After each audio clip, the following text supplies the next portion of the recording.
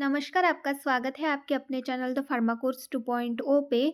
तो हम देख रहे थे फार्माकोग्नोसी इस सब्जेक्ट का चैप्टर नंबर 3 जो कि है quality control of crude drugs. इस चैप्टर का कुछ पार्ट हमने लास्ट 2 वीडियोस में देखा। अगर आपने वो नहीं देखा होगा तो आप हमारे चैनल पर जाकर देख सकते हैं। तो यहाँ पर हम क्वांटिटेटिव माइक्रोस्कोपी के बारे में पढ़ने वाले हैं।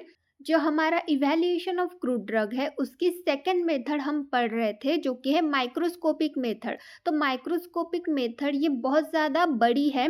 तो उसमें हमने कुछ टॉपिक पिछले वीडियो में पढ़ा था, बाकी का जो भी बचा है टॉपिक वो हम आज की इस वीडियो में देखेंगे।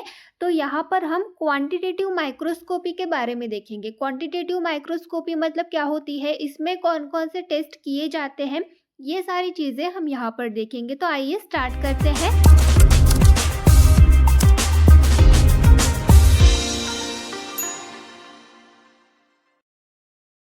Quantitative microscopy.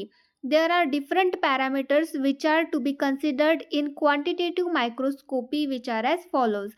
तो quantitative microscopy में अलग अलग तरीके के पैरामीटर्स जो है वो कंसिडर किए जाते हैं।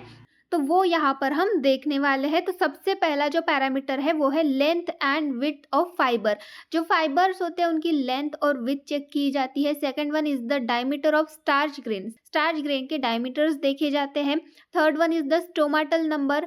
स्टोमाटल नंबर देखा जाता है। Fourth one is the stomatal index. Fifth one is the when islet number. Sixth one is the when termination number and seventh is the palisade ratio. तो ये सारे पैरामीटर्स जो है ये देखे जाते हैं, ये कंसिडर किए जाते हैं क्वांटिटेटिव माइक्रोस्कोपी में। तो यहाँ पर हम इनको वन बाय वन समझेंगे कि length and width of the fibre मतलब यहाँ पर क्या किया जाता है, कौन से ड्रग्स के लिए ये यूज़ किया जाता है, उसके बारे में देखेंगे।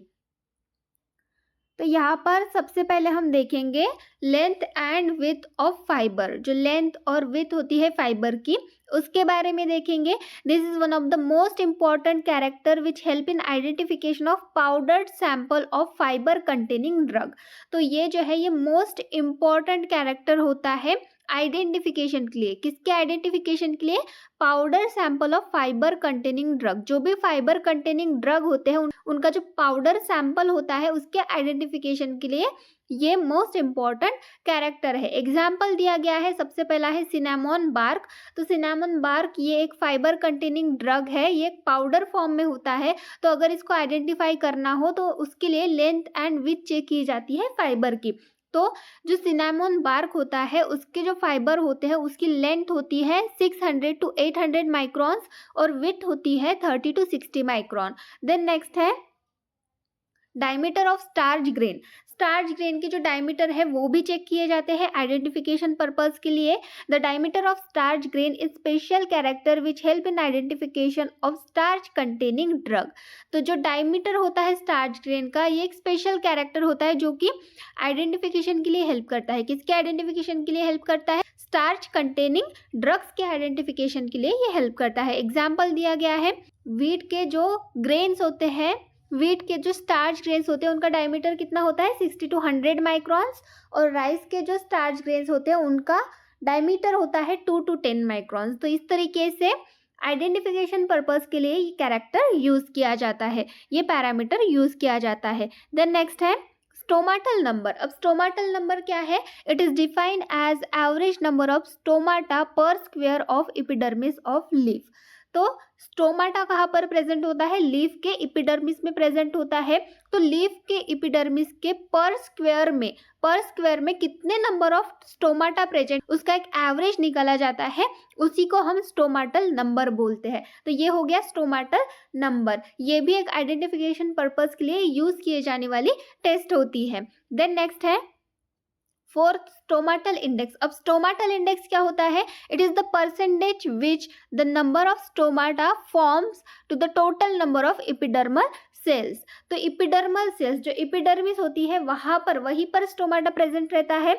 तो जितने भी एपिडर्मल सेल्स है उनके ऊपर जितने भी स्टोमाटा फॉर्म हुए हैं, जितने भी नंबर मतलब जितने भी वहाँ पर काउंट अगर हम करें तो जितने नंबर में वहाँ पर स्टोमाटा है उनका परसेंटेज निकाला जाता है और उसको हम बोलते हैं stomatal index. Each stoma being counted as one cell. जो स्टोमा होता है, स्टोमाटा में स्टोमा होता है, एकदम सेंटर पोर जो होता है वो आपका स्टोमा होता है।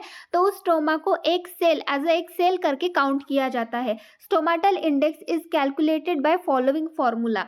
स्टोमाटल इंडेक्स ये एक फॉर्मूला का यूज करके कैलकुलेट किया जाता है। फॉर्मूला यहाँ पर हमें दिया गया है तो उसको देखते हैं। SI is equal to S divided by in bracket E plus S bracket close into 100।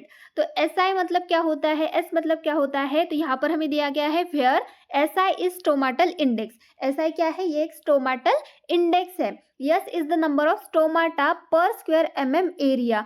S जो हमारा SI is equal to S है, S का फुल फॉर्म क्या है, S का मीनिंग क्या है कि हमारे पर स्क्वायर mm में, हमारे एपिडर्मिस का जो पर स्क्वायर mm एरिया है उसमें कितने नंबर ऑफ स्टोमाटा प्रेजेंट है, ये हो गया हमारा S divided by in bracket E plus S। तो E मतलब क्या होता है, E is the number of epidermal sales in the same unit area. जितना भी पर स्क्वायर mm एरिया में से हमने जितने भी स्टोमाटल नंबर लिए हैं उनमें एपिडर्मल सेल्स कितने हैं उनका जो नंबर होता है वो होता है E प्लस S बोला गया है। S मतलब क्या है, stomata per square mm of area, मतलब जितने नंबर ऑफ स्टोमाटा प्रेजेंट होते हैं इंटू 100। तो ये फॉर्मूला हो गया स्टोमाटल इंडेक्स का। इसके थ्रू स्टोमाटल इंडेक्स कैलकुलेट किया जाता है। देन नेक्स्ट है वेन आइसलेट नंबर। अब वेन आइसलेट नंबर क्या होता है, it is defined as average number of vein islet per square mm of the leaf surface midway between the mid rib and margin. तो इसको define किया गया है vein islet per square mm of leaf surface. तो midway between leaves देखना आप, वहां पर एक सेंटर में एक सीधी लाइन होती है उसको हम बोलते हैं मिड रिप, और आपकी लीव्स की जो मार्जिन होती है उसके बीच में, उसके मिडवे में लिव सरफेस पे जितने भी स्क्वायर mm पे वेन आइसलेट प्रेजेंट, जो वेन्स होती है, छोटी छोटी वेन्स होती है, जितने भी एवरेज नंबर उनका निकाला जाता है, जितने भी होते हैं वो पर स्क्वायर mm के हिसाब से निकाला जाता है। तो एवरेज में जितने भी निकलते हैं वो होते हैं आपके वेन आइसलेट नंबर। तो ये भी एक पैरामीटर है जो कि आइडेंटिफिकेशन के लिए यूज किया जाता है। देन नेक्स्ट है sixth when termination number. When termination number मतलब क्या होता है, it is defined as average number of vein termination per square mm of the leaf surface midway between the mid rib and margin। तो यहाँ पर क्या बोला गया है, यहाँ पर वेन टर्मिनेशन, जो वेन टर्मिनेशन होता है उनका एवरेज नंबर जो है वो लिया जाता है पर square mm of leaf surface. ये भी कहाँ पर प्रेजेंट रहते हैं, Midway between mid rib end margin. जो मार्जिन और मिड रिब होती है उनके बीच में ये प्रेजेंट रहते हैं, तो इनका एवरेज नंबर लिया जाता है, इसी को हम बोलते हैं वेन टर्मिनेशन नंबर। तो इस तरीके से ये डेफिनेशन हो गई। देन नेक्स्ट है पैलिसेड रेशो। पैलिसेड रेशो मतलब क्या होता है, define as average number of palisade cell beneath each epidermal cell, it is determined with the powder drug. तो पैलिसेड रेशो को किस तरीके से डिफाइन किया गया है, average number of palisade cell beneath each epidermal cell, हर एपिडर्मल सेल के नीचे पैलिसेड सेल प्रेजेंट रहते हैं तो उनका एवरेज नंबर लिया जाता है, वही हो गया आपका पैलिसेड रेशो। ये ज्यादातर किसके लिए डिटरमाइन किया जाता है, पाउडर ड्रग के लिए, जो पाउडर फॉर्म में ड्रग होते हैं उनके लिए ये डिटरमाइन किया जाता है। Hence stomatal number, stomatal index, vein isolate number, vein termination number and palisade ratio are known as leaf constant। तो क्वांटिटेटिव माइक्रोस्कोपी में यहाँ पर हमने जितने भी पैरामीटर्स पढ़े, स्टोमाटल नंबर हो गया, स्टोमाटल इंडेक्स हो गया, वेन आइसलेट नंबर हो गया, वेन टर्मिनेशन नंबर और पैलिसेड रेशो, इनको मिला के लीफ कांस्टेंट बोला जाता है, इनको लीफ कांस्टेंट बोला जाता है। तो इस तरीके से ये हो गए लीफ कांस्टेंट। ये आपको याद रखना है, ये आपके पेपर में पूछ सकते हैं कि लीफ कांस्टेंट किसको कहा जाता है, या फिर इनमें से एक आध आपको मल्टीपल चॉइस क्वेश्चन में दे देगा और इनमें से लीफ कांस्टेंट कौन सा नहीं है, या फिर इनमें से लीफ कांस्टेंट कौन सा है, ये इस तरीके से क्वेश्चन पूछ सकते हैं। देन नेक्स्ट है लाइकोपोडियम स्पोर मेथड। अब लाइकोपोडियम स्पोर मेथड, ये जो मेथड है ये भी माइक्रोस्कोपिक मेथड में ही इंक्लूड होती है। तो लाइकोपोडियम स्पोर मेथड मतलब क्या होता है उसके बारे में समझ लेते हैं। It is an important analytical technique use for powder drug when other methods of drug evaluation fail to measure the accurate quality.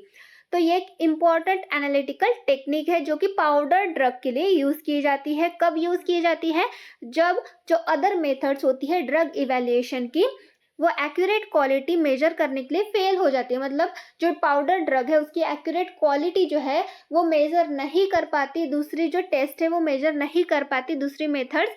तो उस टाइम पे लाइकोपोडियम स्पोर मेथड यूज की जाती है। Lycopodium spore are very characteristics in shape, appearance and uniform in size. Lycopodium spore जो होते हैं उनका शेप, अपीयरेंस और उनका साइज जो होता है वो यूनिफॉर्म होता है, उसमें कोई डिफरेंस एकदम एक्यूरेट होता है। Average 94,000 spores per mg of powdered lycopodium are present. अगर हम 1 mg पाउडर ले लें तो उसमें अप्रोक्सीमेटली एवरेज 94,000 स्पोर प्रेजेंट रहते हैं लाइकोपोडियम के। देन नेक्स्ट क्या बोला गया है, lycopodium spore method is use for those crude drugs powder sample which contain. तो लाइकोपोडियम स्पोर मेथड जो है वो एक स्पेसिफिक ड्रग्स के लिए यूज की जाती है। सारे ड्रग्स के लिए हम यूज नहीं कर सकते, कुछ ही ऐसे स्पेसिफिक ड्रग्स होते हैं उन्हीं के लिए यूज कर सकते हैं। यहाँ पर हमें कुछ कंडीशंस हम बोल सकते हैं, अगर इस तरीके से कोई भी ड्रग रहा, पाउडर सैंपल रहा, तभी हम लाइकोपोडियम स्पोर मेथड यूज कर सकते हैं। तो क्या क्या होना चाहिए पाउडर सैंपल में? सबसे पहला है well defined particles which can be counted. तो जो पार्टिकल है, जो भी पाउडर ड्रग है, उसके जो पार्टिकल्स हैं वो वेल डिफाइंड होने चाहिए, जिसको हम काउंट कर सके, ऐसे होने चाहिए। एग्जाम्पल्स दिए गए हैं starch grain and pollen grains. तो इस तरीके के पाउडर्ड सैंपल होने चाहिए, तभी हम उसको लाइकोपोडियम स्पोर मेथड से आइडेंटिफाई कर सकते हैं। देन नेक्स्ट है सिंगल लेयर सेल और टिश्यू। जो भी ड्रग है, जो भी ड्रग का जो स्पोर है वो सिंगल लेयर सेल होना चाहिए। थर्ड है यूनिफॉर्म थिकनेस, जो भी स्पोर है उसकी जो थिकनेस है वो यूनिफॉर्म होनी चाहिए। अगर कोई पाउडर इन तीनों कंडीशन को पास करता है तभी उसके ऊपर लाइकोपोडियम स्पोर मेथड जो है वो यूज की जाती है। तो इस तरीके से ये कुछ कंडीशंस हो गई। देन नेक्स्ट है the percentage purity of the powdered sample can be calculated by the following equation. तो जो प्योरिटी होती है, जो परसेंटेज प्योरिटी होती है पाउडर सैंपल ड्रग की, वो कैलकुलेट की जाती है एक इक्वेशन को यूज करके। वो इक्वेशन यहाँ पर हमें दिया गया है, percentage purity is equal to in bracket n into W into 94,000 into 100 bracket close divided by in bracket s into m into p bracket close. तो n मतलब क्या होता है, w मतलब क्या होता है, वो देखते हैं। Where n is equal to number of characteristic structure in 25 field. तो जो भी स्पोर है वो अलग अलग फील्ड में उसको डिवाइड किया जाता है, और उसके जो कैरेक्टरिस्टिक्स है, जो भी स्ट्रक्चर है, उसका नंबर जो होता है वो यहाँ पर लिया जाता है, उसको हम बोलते हैं n। W is equal to weight in mg of lycopodium spore. तो जो लाइकोपोडियम स्पोर होता है उनका वेट लिया जाता है, वो होता है W। देन S होता है number of lycopodium spore in 25 field. तो लाइकोपोडियम स्पोर का यहाँ पर नंबर लिया जाता है। देन m मतलब होता है weight in mg of sample, जो भी सैंपल है उसका weight in mg। Then p मतलब होता है it is a constant, p ये एक तरीके का कांस्टेंट है। तो इस तरीके से ये फॉर्मूला है, ये इक्वेशन है लाइकोपोडियम स्पोर मेथड की जो परसेंटेज प्यूरिटी है उसको कैलकुलेट करने का। देन नेक्स्ट है Lycopodium spore method is used for evaluation of ginger, clove, cardamom, umbelliferous fruit and nutmeg. Lycopodium spore method जो है वो यूज की जाती है इवेल्युएशन के लिए। किसके इवेल्युएशन के लिए? जिंजर के, क्लोव के, कार्डामोम के, अम्बेलिफेरस फ्रूट्स जो होते हैं उनके इवेल्युएशन के लिए, नटमेग के इवेल्युएशन के लिए। तो इनके इवेल्युएशन के लिए ये लाइकोपोडियम स्पोर मेथड यूज की जाती है। तो इस तरीके से ये हो गई हमारी पूरी माइक्रोस्कोपिक मेथड। आप इस चैप्टर का जो पार्ट 2 है, चैप्टर 3 का पार्ट 2 वो देखना, वहां से हमने माइक्रोस्कोपिक मेथड स्टार्ट की थी। तो यहाँ पर हमने कंप्लीट की है माइक्रोस्कोपिक मेथड। बहुत ही ज्यादा वास्ट है माइक्रोस्कोपिक मेथड। हम माइक्रोस्कोपिक मेथड पढ़ रहे हैं तो ये ध्यान में रख के पढ़ रहे हैं कि सारे जो टॉपिक्स है वो हम उसमें कवर कर सके। जो भी टॉपिक्स हमें पेपर में पूछा जा सकता है वो सारे टॉपिक्स हम इसमें कवर करें, सारे टॉपिक्स हमें पता रहे, इसके लिए यहाँ पर हमने माइक्रोस्कोपिक मेथड को इतने डिटेल से पढ़ा है। तो इस तरीके से ये हो गई आपकी microscopic method. Then next video में हम अपनी न्यू मेथड स्टार्ट करेंगे जो कि होगी हमारी फिजिकल मेथड। तो आज की वीडियो में बस इतना ही। Thank you.